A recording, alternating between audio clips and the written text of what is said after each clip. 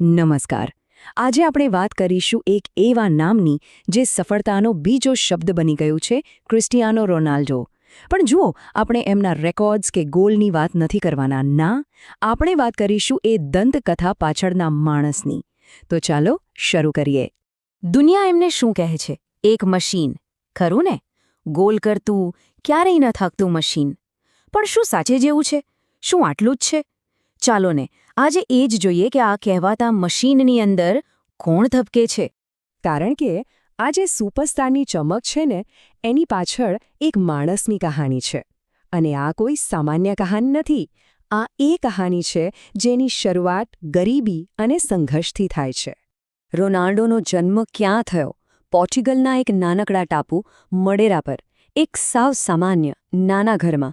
પરિસ્થિતિઓ એવી હતી કે આર્થિક તંગી, પિતાનો દારૂની લત સાથેનો સંઘર્ષ. સાચું કહું તો આવી પરિસ્થિતિ કોઈને પણ તોડી નાખે.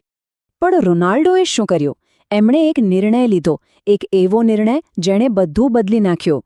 એમના શબ્દો હતા, હું મારી પરિસ્થિતિનો શિકાર નહીં, પણ મારી કિસ્મતનો સર્જક બનીશ. આ ખાલી શબ્દો નહોતા, આ એક પ્રતિજ્ઞા હતી. અને સાચું કહું તો અહીંથી જ એક લેજન્ડનો જન્મ થયો.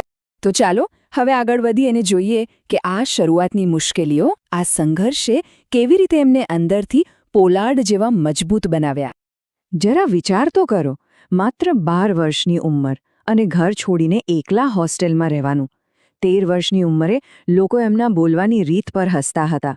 14 વર્ષની ઉંમરે તો એમને કહી દેવામાં આવ્યું કે તું ક્યારેય સફળ નહીં થાય. પણ જ્યારે બાકીના બધા સૂતા હતા ને, ત્યારે આ છોકરો પોતાના સપના માટે પરસેવો પાડી રહ્યો હતો. જુઓ, રોનાલ્ડો બહુ નાની ઉંમરમાં એક વાત સમજી ગયા હતા. શું? કે ખાલી ટેલેન્ટથી કંઈ નથી થતું. એ કહેતા, પ્રતિભા પૂરતી નથી. જો તમે એના પર કામ ન કરો તો એ મરી જાય છે. કેટલી મોટી વાત છે! ટેલેન્ટને ઘસવું પડે છે, નહીતર એને કાટ લાગી જાય છે. હવે આપણે વાત કરીશું એક એવી ઘટનાની, એક એવી અંગત પીડાની જે એમના માટે બળતણ બની ગઈ. એક એવી દુર્ઘટના જેણે બધું બદલી નાખ્યું. એમની કારકિર્દીના શરૂઆતના દિવસો હતા અને ત્યારે જ એમના પિતાનું અવસાન થયું. આ એક એવો ફટકો હતો, એક એવો આઘાત હતો કે કોઈ પણ માણસ હિંમત હારી જાય. પણ રોનાલ્ડો તૂટ્યા નહીં. એમણે એ દુઃખને પોતાની સૌથી મોટી તાકાત બનાવી લીધી. એ કહે છે, મારા પિતાએ મારી સફળતા જોઈ નથી, એટલે હવે હું ક્યારેય અધૂરો નહીં રહું. એમણે જાણે નક્કી કરી લીધું કે એમની દરેક જીત, દરેક ગોલ એમના પિતાને એક શ્રદ્ધાંજલિ હશે. તો આટલી બધી તાકાત આવે ક્યાંથી? ચાલો હવે વાત કરીએ રોનાલ્ડોની સફળતાના અસલી એન્જિન વિશે, એમની લેજન્ડરી અતૂટ ડિસિપ્લિન. ફરક ક્યાં પડ્યો? પસંદગીમાં. સીધી વાત છે. જ્યારે બીજાઓ પાર્ટી કરી રહ્યા હતા, રોનાલ્ડો ટ્રેનિંગ કરી રહ્યા હતા.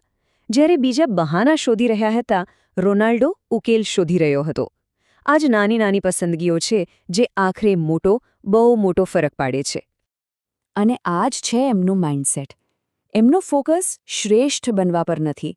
એ કહે છે, હું શ્રેષ્ઠ બનવા નથી માંગતો, હું દરરોજ ગઈકાલથી સારો બનવા માંગુ છું. મતલબ સ્પર્ધા દુનિયા સાથે નહીં, પોતાની જાત સાથે છે. અને આ જ વસ્તુ એમને સતત આગળ ધપાવે છે. સારું, તો આટલું બધું જીત્યા પછી, આટલા રેકોર્ડ્સ બનાવ્યા પછી રોનાલ્ડો માટે સફળતા એટલે શું? ચાલો એમની નજરે સફળતાની વ્યાખ્યા સમજીએ. બહુ જ રસપ્રદ છે. જુઓ તો ખરા, કેટલાય બેલોન ડીઓર એવોર્ડ્સ, અઢળક ચેમ્પિયન્સ લીગ ટાઇટલ્સ અને ગોલ સ્કોરિંગ રેકોર્ડ્સ તો ગણ્યા ગણાય નહીં. આ લિસ્ટ તો ચાલતું જ રહે. કોઈ પણ ખેલાડી માટે આ બધું મેળવવું એટલે બસ સપનું પૂરું. પણ રોનાલ્ડો માટે? ના, આ અંત નથી. તો પછી સફળતા શું છે એમના માટે? એમના મતે સફળતા એટલે કબાટમાં ભરેલી ટ્રોફીઓ નહીં. ના, સફળતા એટલે દરરોજ પોતાની લિમિટ્સને તોડવાની કોશિશ, એક સતત ચાલતી જર્ની, કોઈ ફાઇનલ ડેસ્ટિનેશન નહીં. તો આ બધી વાતનો સાર શું? રોનાલ્ડોની જિંદગીમાંથી આપણે શું શીખી શકીએ? ચાલો એના પર વાત કરીએ. જુઓ, આપણી પાસે પૂરતા પૈસા કે રાધનો ન હોય એ ચાલે. લોકો આપણને ઓછો આંકે એ પણ ચાલે. આપણે વારંવાર નિષ્ફળ થઈએ એ પણ ચાલે. આ બધી વસ્તુઓ તો રમતનો એક ભાગ છે, એક મોટા ધ્યેય તરફની સફરનો હિસ્સો છે. પણ એક વસ્તુ છે જે બિલકુલ નથી ચાલતી, અને એ છે હાર માની લેવી. બસ આ એક વસ્તુ સ્વીકાર્ય નથી. તમે પડો, હારો, ફરી ઊભા થાઓ, પણ હાર માની લેવાનો વિકલ્પ જ નથી. રોનાલ્ડોની આખી કહાનીનો જો કોઈ એક સાર હોય તો એ આ છે.